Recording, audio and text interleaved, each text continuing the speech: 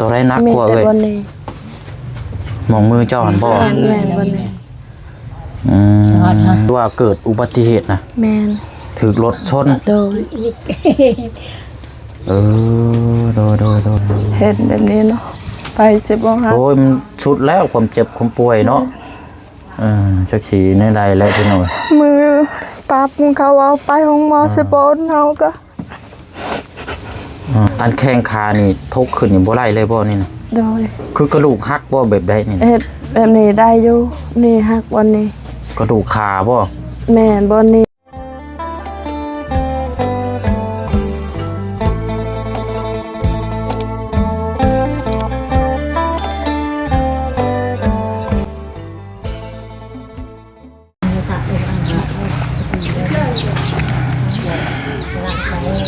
มื้อนี้ก็มาอยู่ที่บ้านกระตุบพี่น้องขึ้นกับเมืองเซโปนแข้งสวรรณเขตช่วงค่ำๆของเมื่อวานนี้พี่น้องเนาะทางผู้เชี่ยวกำลังจะเดินทางกลับมือห้องอะไรพี่น้องเนาะก็พอดีมีทางพ่อตู้เนาะพ่อตู้อยู่บ้านนี่แหละพี่น้องแล้วก็ไปขอความช่วยเหลือจากทาง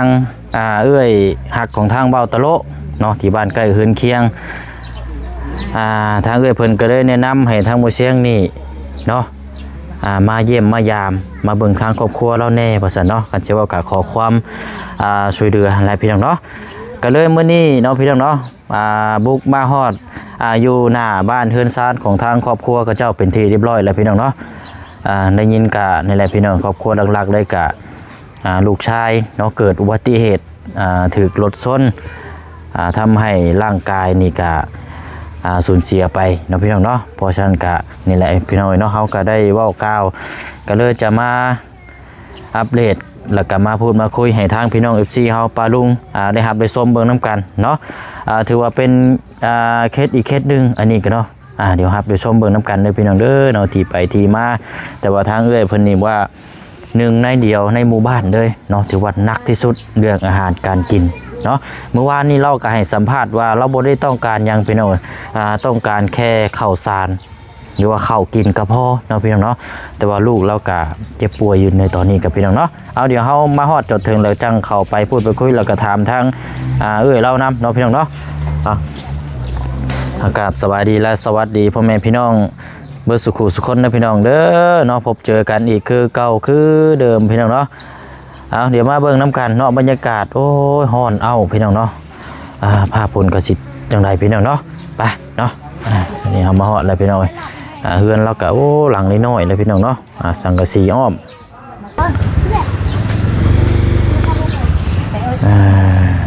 ก็เฮือนเราก็สินี่แหละพี่น้องหลังนี่แหละเนาะคันสิเว้ากันอยู่ในโซนมุมท้ายเด้อคันสิเว้ากันเนาะมุมท้ายนอกเลยโอ้โดยป้ามายังเลยต้มยาพื้นเมืองบ้านนางโอ้โดยเอาสบายดีเด้อโดยเอามึงด้วยโปรเซนขอเรียกนะเจ้านี่ไม่นี่นะเนาะถ้าเป็นแนะนำมาเมื่อวานนี่พี่น้อย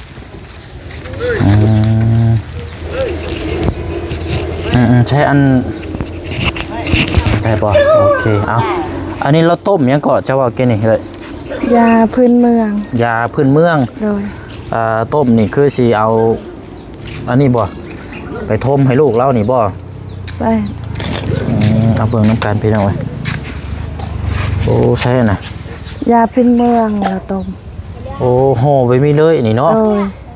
เปลี่ยนกันห่อเราไปแบบทมตัวนั้นแล้วก็เอาตัวนี้มานึ่งอีกโดยแบบนี้ตอนเราเป็นตำบิดนั้นเฮาไปเผาซองมือเอาไปเฮ็ดซอยแม่ลาวอันนี้คล้ายๆแน่ยังแต่บ่ลูกบ่เป็ดโอ้อันนี้บ่เฮือนของพระเจ้านะโดยที่พ่อตู้เราไปเมื่อวานนี่บ่อันผู้ย่างกินนี่เป็นไผซะแม่เฒ่าเมียของเมื่อวานแม่ผู้เมียลาวเป็นแม่บ่แม่ตู้เนาะแม่เฒ่าเนาะโอ้นี่เลยพี่น้อยเนาะเราอาศัยอยู่น้ำเมียเพื่อนก็ถือว่านักเติบแล้วเนาะพี่น้องซอย จุดตอนนั้นบ่มีฮอดบอลอยากนอน อันนี้เขามาซอยเขามาซอยก็หลายปีแล้ว โดยเอาบัดนี้อันคนเจ็บคนป่วยน่ะอยู่ในเทิงพุ่นบ่ โดย โอ้ป้าสาเนาะพี่น้องเดี๋ยวขออนุญาตพาพี่พาน้องให้ทางเพิ่นแนะนำเสนอให้เบิ่งเนาะว่าที่ไปที่มานี่เป็นแบบไรแน่ครอบครัวนี่ โดย ก่อนจะเกิดอุบัติเหตุแล้วก็ปัจจุบันในตอนนี้เลยเนาะเอาที่ไปที่มาเนาะไปโอ้บ่อนใดเราก็เนาะโอเคอ่ะไป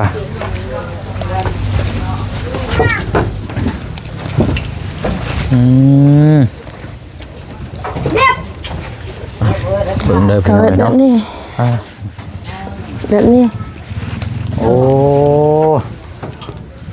โดยเอาเนาะทางประตูเนาะเอาสบายดีประตูเด้อ ว่านี่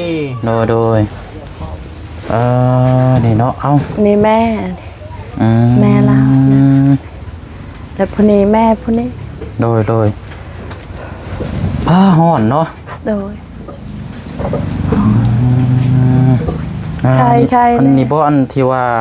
ค่ะ ล่มนะ โดย หลังอยู่ข้างหน้าเปลี่ยนน้องนี่น้อง โดยไม่ตู้ สวัสดี อันนี้สมุนไพรเนาะ ไม่ดังตังปลาเลียมตังเบิ่มขนมแล้ว หนาวหนาว สมุนไพรห่มบ่นี่ โดย โอ้ กาบไม้ เนาะ จากไม้ยังคนลาวโดยเนาะบ้านแข่งสองข้างเลยเนาะ บ่แม่น ตัวไรนัก มี กว่า แต่ เลย บนนี้ มองมือเจ้าหันบ่ แม่นบนนี้ สวัสดี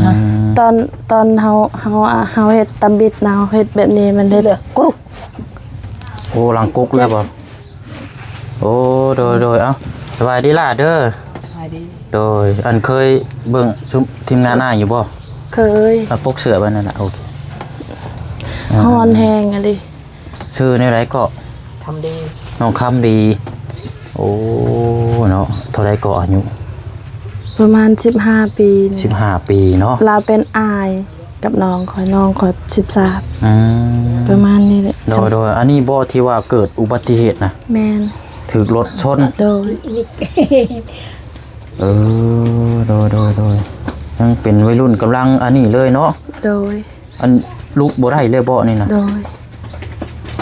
มีแต่นอนอย่างเดียวบ่ แม่น อ๋อได้จักมือจักเรือนแล้วอันตั้งแต่เกิดมานี่เอาเล่าให้ฟัง ประ นะ มาณ2ทิศ โอ้หักกะเป็นนี้อันนี้เนาะ โดยหากระเป็ด โอ้2 อาทิตย์ได้ไปล่มพกพาอยู่ไสนี่นะรถเอ้ย เดะอย่าดับ หึ บ้านมาดอก หลบหนีอย่ารอขึ้นอีก บ้านดก ขั้น เข้าออกบ้านดก บ้านดงเฮานี่ แม่นอันนั้นสมุดบ้านดกเนี่ยเฮาไปกลุ่มนั่นใกล้สิฮอดกลุ่มมันเด้ หมองควรบ่ มองเฮือนคำตายเจ้า ขั้นฝนตกก็นอนนำกัดทุกยากหรือก่อนเจอตะบาย ให้เราหยุดก่อนไม่ตู้นะ เจอตะบายนะ อันน่ะอันล่มน้ำกันจักคนเนาะนะ เขาอัดสี คันเดียว4 คน แม่น อ๋อไป ห ขี่ มู่ นี่ได้ พาออกบ้านดกเราก็ไปนำ โอ้และหมู่น้ำกันอีก3 คนได้สะเป็นนี่ได้เสย เขาผู้หนึ่งนั่นก็เจ็บคือกันแต่ดีแล้วเดี๋ยวนี้ไปใส่มาใส่ก็ได้ ผู้หนึ่งขาหักคือลาวนี่แหละ อยู่ใช้บ้านได้นะครับ บ้านเฮานี่ บ้านเดียวกันอีก โดย อ๋อย่างบ่ไล่เลยบ่นะ ลาวบ่มีรถหมู่ชวนไป ไปดินน้ำกันเนาะ โดย โอ้แต่ว่านักสุดนี่คือผู้นี้บ่ แม่นหนักสุด หมดนี่เนาะเรือนชานก็เนาะอันนี้นอนน้ำกันจักคนก็เบิดนี่นะ เชื่อหน้าเนี่ยไปตะปูหน้า ผู้หน้า 7 คน 7 คนนอนอยู่นี่ ผู้นี้กับผู้นี้นอนบนนี้คันเฮามาแต่เช้าเขายังนอนน้ำคัน นอนอยู่แจนี่เนาะ อยู่เนี่ยมียา บ่มีแนวแบบเฮ็ดแบบนี้ โอ้ เนี่ยมียาปูแบบ ผู้นี้นอนพุทธกับลูกผู้ชายผู้นั้นก็นอนพุทธ โดยเอาพี่น้องอันน่ะเขาสิว่าก็เจ็บเนาะ โดย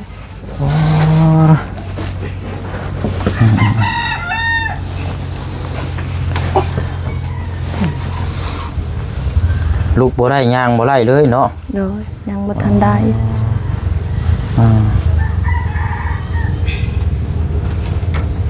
อันผู้ซี่อันนั้นน่ะอัน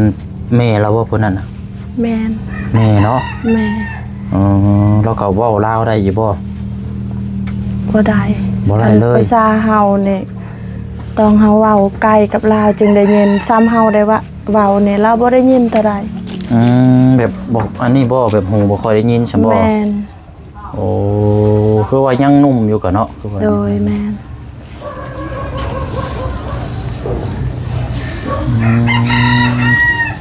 เราอาศัยกินน้ำผู้นี้แหละไปรับจ้างเขา อันลูกนี่แหละเนาะ แม่น บัดนี้ลูกก็เป็นในนี่แหละในไรบาดนี้เนาะ บ่มีกินและแบบนี้ โอ้ยเนาะ เฮาคันบ่ให้จักเราได้ใจเฮาก็เห็นแบบนี้เนาะไปสิบ่ให้ โอ้ยมันชุดแล้วความเจ็บความป่วยเนาะจักสีในใดแล้วพี่น้อง มือตาปุงเขาเอาไปห้องหมอสิปนเฮาก็ผู้เป็นพ่อบ่มีรถยาแหละตายก็ตายเบิ่งแล้วเอา โอ้ จั แต่ ก ว่า สิเพิ่งภัย อันไปห้องเชฟโปนน่ะเจ้าว่าเป็นคนพาไป แม่น โอ้ เอาว่าเฮ็ดแบบนั้นบ่ได้ได้เจ้าเป็นพ่อบัดลูกเจ้าตายเจ้าสิเสียใจไปนำเฮานี่เอาว่าคันผัวเฮาบ่ไปเฮาไปนำเจ้าเขาว่า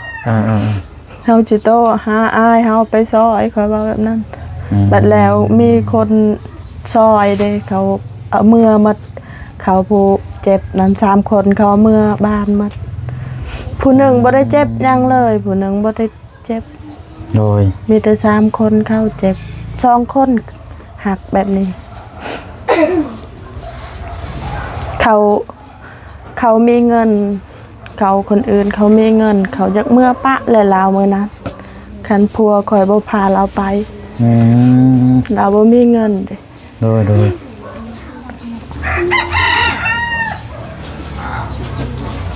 โอ้เนาะดีแต่ว่าทางเอื้อนนี่ก็เป็นคนอุ้มชูเนาะพาเราไปห้องหมอมือที่เกิดอุบัติเหตุอันแข้งขานี่ทกขึ้นนี่บ่ได้เลยบ่นี่นะ โดย คือกระดูกหักบ่แบบใดนี่นะ เฮ็ดแบบนี้ได้อยู่นี่ฮักวันนี้ กระดูกขาบ่ แม่นบนนี้แหละ โอ้ยเนาะ ตำบิดนั่นเฮามาซอยแม่เราบ่ได้นอนกลางคืนก็บ่ได้นอนเฮ็ดแบบนี้แหละ เป็นยาสมุนไพรเนาะห่มไปห่มมาเนาะ กันสุขภาพบ่ได้แข็งแรงขึ้นเรือนลาวเขาบ่แพ้ขึ้นแถวบ้าน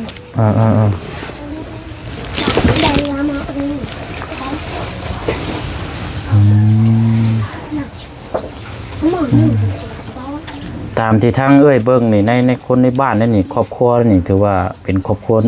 หลักเลยใช่มั้ยที่ว่าสุดๆนี่ แม่น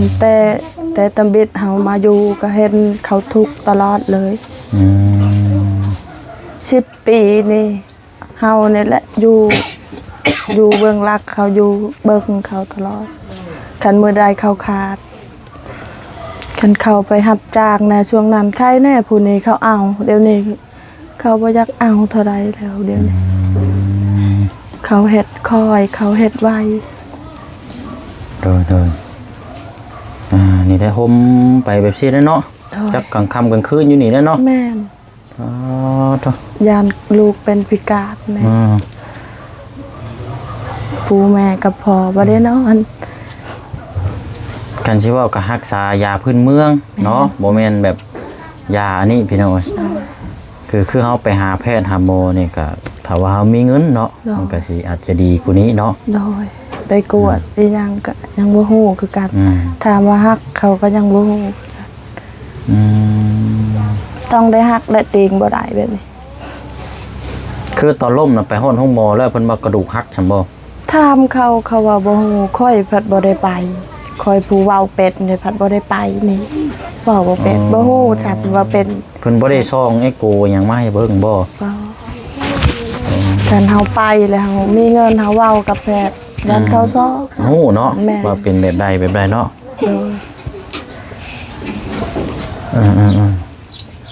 เพิ่งเอาลูก อืมแต่ว่าเจ้าตีงได้บ่ลูกแข้งข้างครัวนี่ตีงได้อยู่ เรี บ่ ยบแม่ซะอะไร สอนดูหน่อย บ่ได้ ตีงบ่ได้เลย ติชื่อว่าติ อืม ดูนอก น้อง แบบคล้ายๆแต่ว่าข้างซ้ายนี่ได้สาตีงได้อยู่บ่ กบมาเรอะนั่นไหนก็นั่นไหนเรอะใบกบนั่นดังไรเหลี่ยเลย อืมข้างซ้ายนั่นตีงได้อยู่เนาะ โดยข้างนี้ติงได้หันไปใส่กันได้ เออ นี่หักกว่านี้ แต่ว่ามันบิ่งเนาะมาเนาะ โดยใครแน่นี่ตอนนั้นนี่ บิ่งไว้บ่ แม่น อ๋อ เป็นตายาดนี่นี่ แบบคันสิว่ากับบวมเบิดหน้าเนาะ แม่น โอ้นี่แหละเนาะผมเจ็บก็คือนึ่งมากอะรถจักรคันเดียวซอดน้ำกัน4คนแล้วล้ม โดยไปขับเนี่ยประมาณ8โมงนี่แหละ7โมง8โมงนี่แหละ อืม และรถบ่มีตาอีกเขาขี่ โอ้ยเนาะ ใช้โทรศัพท์เยือง อัดซี่บัดนี้เนาะ โดย อันนี้ล้มเองบ่หรือว่าต่ำกับรถ เข้าตับ ตามรถกับคนอื่น เนาะ รถใหญ่บ่คือรถหยัง รถน้อย รถฮุนไดเฮานี่บ่ รถน้อยรถจักรต่อรถจักร อ้าวเนาะ เด็กน้อยดิ อืม เราบ่เคยสู้ไปคือกันมื้อนั้นแหละเราไป บ่ได้คอยออกบ้านเนาะ แม่ ไม่ค่อยออกบ้านออกไปเลยมันเจ็บ แล้ว เลย หมู่ชวนไป อ้ายเนาะอันนี้แหละขาดสิเจ็บเนาะบนห้องโอ้ย ไปลิดนี่แหละ นั่นเข้าใจอยู่เนาะเด็กน้อยเนาะ เด็กน้อย วัยรุ่นกับปกติไปดินไปเที่ยวแต่ว่าก็เนาะเฮือนเราก็เนาะหลังน้อยๆเนาะ เฮาก็เคยบอกเราอยู่เฮาเว้าเจ้าทุกข์แบบนี้ มีแต่หาเงินซื้อข้าวบ่ได้ไปไสข่อยเว้าอย่าไปตอนแรกบ่ไป อืม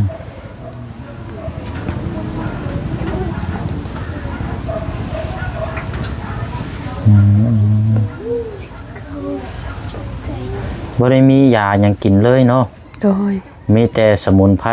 อบนี่แหละ โดย อย่างเดียวเนาะ โดยคันมีเงินจะเอาไว้ซื้อข้าว อืมเพื่อนกำลังน้อยๆเนาะนี่พี่น้อง แม่ หลังน้อยๆมองรับมองนอนอันนี้ก็ต่อไปเนาะ โดย โอ้ ต่อตอน ดีนี่ ตอนเราเอามือลูกพายเราต่อตัวนี้ อ๋อ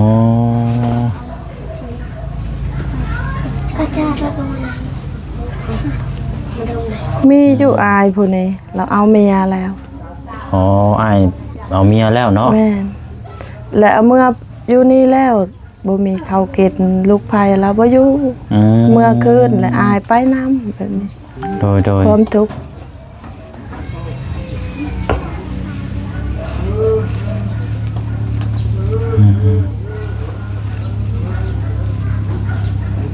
การมาเห็นครับโอ้ยพี่น้องเนาะเนี่ยเรื่องอุบัติเหตุเนาะ โอ้ย อายุก็ยังแค่45เนาะอนาคตยังหลายยังไกล โดย เดี๋ยวมาเจ็บกะสิแหละ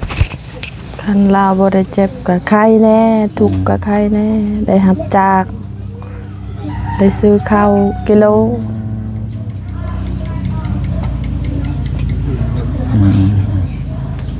บ่ถึงแบบอันครอบครัวเราตั้งแต่ยังบ่ทันได้เกิดอุบัติเหตุนี่แบบเป็นจังไดแน่สักครอบครัวเรานะแบบ เราเฮ็ดให้ อืม ให้ เฮ็ดให้ โดย รับจ้างสิบ่ โดยแต่2-3 ปีนี่เขาบ่เอาเลยครับจากเขา และผู้นี้แหละไปทำจาก อืม กับน้องเรา กับมีน้องอีกคนนึง แม่น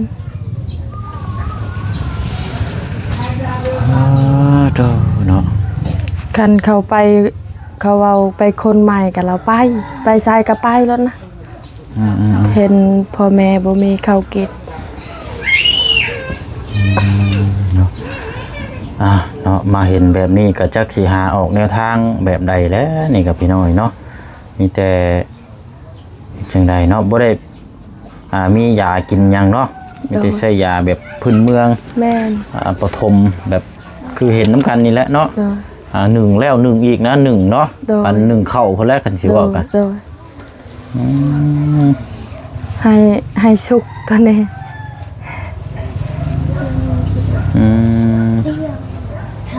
แต่ว่าก็ดีขึ้นเป็นตามเรารับใช่ตัวนี้กันเนาะ แม่น โอ้ แม่นพวกเขาบ่ได้เชื่อถือพระเจ้าคือเฮาเขาเป่ามันยังซ้ำนี่เขา ยังเจ็บเฮาใส่อันนี้คล้ายๆมีพระเจ้าคุ้มครองแน่เฮาเป็นลูกของพระเจ้าดิ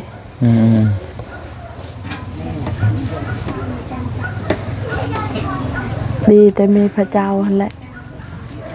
คันบ่มีแห้งกระเต็ก เนาะ เรื่องเจ็บเป็ดเนี่ยบ่เคยเจ็บเป็นเท่าใดแต่เฮือนเขาเด้ตามเฮาเฮ็ดบ่เคยเขาเป็นใครเขาก็อยู่แบบนี้แหละ น้อย ไปเรื่องเจ็บเป็ด เนาะเดี๋ยวหันมาทางนี้ก่อนอันผู้นี้นั่นเป็นแม่แล้วกันผู้นี้นั่นเป็นผัวเนาะ โดย ผัวเมียกันนี่พี่น้อยเอาน่าละไปเอาเข่าอยู่ในคุกเอามาให้นะเบาเนี่ยเข่าถุงหนึงอยู่มาให้ ไหน เรา เอา ก็ได้ ไปไหนพอ อันน่ะเข่าเนี่ยอยู่นึกกินกับแบบกินข้าวเหนียวขยังนี่บ่ปกตินี่บ่ โดย น้องมันอยู่นี่เบิดมือเบิดคืนกันอยู่นี่แล้วเนาะ โดย เอ่อ บัดทายหนักทายเบาทายหนักทายเบาเราลูกบ่เป็นทายบ่นี้เลย ถ่ายลงปองนี่เลยบ่ โดย อ๋อโต และเอาสวัสดิ์อีกเอาไปป่า เอาสวัสดิ์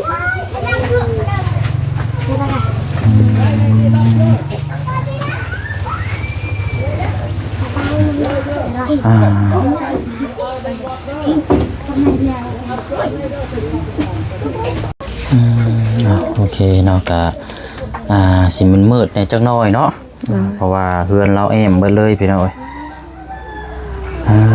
เนาะเอากะหลักๆเลยนี่มาเยี่ยมมายามมื้อนี้กะนี่แหละพี่น้อยเนาะทางลูกชายเรานี่แหละเนาะเกี่ยวกับความเจ็บป่วยมันสิว่ากันไกนี่แหละเนาะในนามต่างหน้าทางหมู่เชียงก็อยากถือโอกาสนี้อยากให้ทางพี่น้อง FC เฮาครับฮู้เบิ่งนํกันเนาะหรือว่านั่นก็จะให้ทางครอบครัวหรือว่าทางผู้เป็นเอื้อยเนาะอยากนี่แหละเนาะบอกกล่าวถึงเกี่ยวกับทาง FC ทางปะลุงที่เพิ่นเบิ่งนี่ว่าแบบใดนะเนาะเด้อจังไดเนาะเอ้ยเนาะเนาะครับอ่อนเพลงพี่น้อยเนาะโอ้ยมีแต่ว่าเข้านี่แหละเอามาช่วยเหลือเบื้องต้นเอาประตูเข้าเด้อเข้านี่แหละไว้1กินเนาะช่วยเหลือเบื้องต้นแล้วก็พี่น้องเป็นเข้านี่แหละแล้วก็ทั้งน้องเพิ่นนี่ก็เรื่องได้อยู่นึกกินเนาะประเภทพวกนมพวกหยังเนาะขนาดกันเนาะ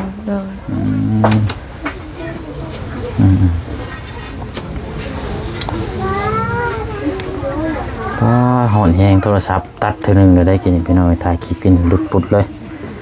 อากาศมันหอนแหง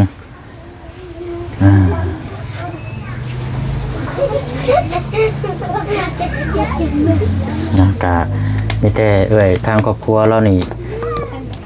อยากสิ่งของที่อยากจำเป็นที่ว่าที่สุดเลยนี่เกี่ยวกับทางครอบครัวนี่ในใดนี่ถามเราเบิ่งนะทางผู้เป็นพ่อในใดนะเผื่อมีผู้ใหญ่เพิ่นสดซอยอันยังสิแล้วให้เราเว้าเบิ่งนี่มีใส่เอาเนาช่วยอันเบาแม่เราแม่เบานอนช่วยเบานะจิเอานกวดเอานวดเฮาช่วยไปไปเลยเราแม่เบานะเอานตรวจเอานช่วยได้ช่วยก่อนไหมช่วยก่อนเอาตรวจเราอยากให้ซอยอยากหูสาเหตุนี่แหละให้ยาก็ได้แบบนี้อยากหูสาเหตุว่าแข้งหักหรือว่าแบบใดเนาะบ่หูเลยมีแต่ใส่ตัวนั้น ยาเม็ดก็บ่ อื ได้ มเอากันสิเว้าก็แบบอยากฮู้อยากทราบว่ามันหักหรือว่ามันเป็นแบบใดเนาะกระดูกมันแตกร้าวบ่บ่ยังบ่ทันได้เอ็กซเรย์เบิ่งเนาะ โดย เอาง่ายๆประมาณนี้แต่ว่าบ่มีเงินไปพี่น้อง แม่ บ่มีเงินไปรักษาบ่มีเงินไปซ่องเบิ่งกันสิเว้ากันเนาะ โดย อื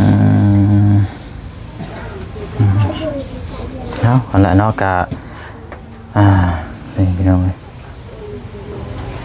ฮ้อนแฮงเนาะพัดลมก็บ่ได้มีบ่ไฟฟ้าเพิ่นหยังบ่ได้ บ่ มี มี บ่ บ่มี เอ้ยเนาะพี่น้อง